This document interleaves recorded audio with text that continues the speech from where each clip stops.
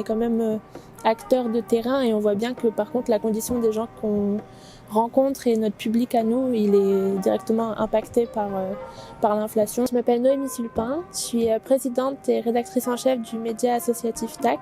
C'est un média culturel et artistique gratuit qu'on diffuse principalement sur les campus de Bordeaux et de la région. On produit donc un journal mensuel. L'objectif, c'est de proposer une thématique à nos rédacteurs, rédactrices, illustrateurs, illustratrices et que ces derniers se l'accaparent pour pouvoir créer dessus.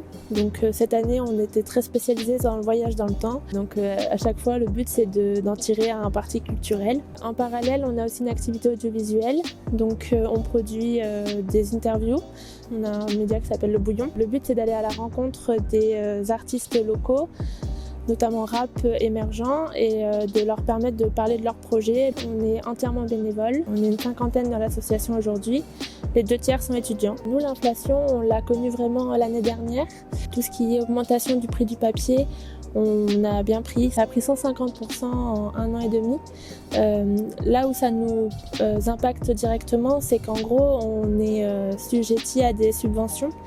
Donc on a fait tout un budget sur un devis en particulier de nos prix des journaux, c'est ce qui nous coûte le plus cher, qui n'était plus du tout à jour au bout de 3 mois et qui avait pris je dirais 400 € par mois. On réalise des événements ou des buvettes, ce genre de choses pour subvenir à ces sous en perte. On est soutenu là-dessus, malheureusement des fois ça suffit pas, donc il a fallu parfois avoir un peu à la baisse sur certains projets anticipés. Par exemple, on avait prévu de financer une partie des illustrateurs et illustratrices qui participent chez nous en leur permettant de racheter les droits de leurs images. On avait prévu toute une enveloppe à ça qui finalement a dû servir pour combler ce qui manquait pour finir l'année.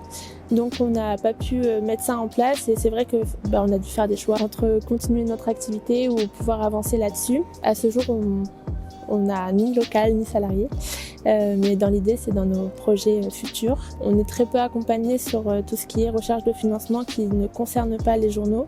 C'est aussi beaucoup de temps. On est la plupart soit avec un emploi à côté, soit avec des études. Un salariat, ça serait super, parce que là, je fais 30 heures en plus de mon master, donc j'aimerais bien un jour pouvoir vivre de ça, ce serait cool. Et c'est vrai qu'on côtoie de manière très régulière tous les étudiants des campus et on voit bien que plus ça va, plus c'est compliqué pour eux. Donc même si on n'est pas touché nous, on est quand même acteurs de terrain et on voit bien que par contre la condition des gens qu'on rencontre et notre public à nous, il est directement impacté par l'inflation. Et c'est aussi pour ça que l'année prochaine les thématiques sont beaucoup plus engagées et beaucoup plus sociales parce qu'on a envie de redonner aussi de la parole sur ce sujet-là en particulier. Il existe énormément de subventions, mais pour des médias payants. Il n'existe aucune subvention pour un média gratuit. Donc en fait, si on voulait notamment avoir des aides de l'État, il faudrait qu'on passe notre contenu en 100% payant. Donc c'est pas du tout ce qu'on veut faire.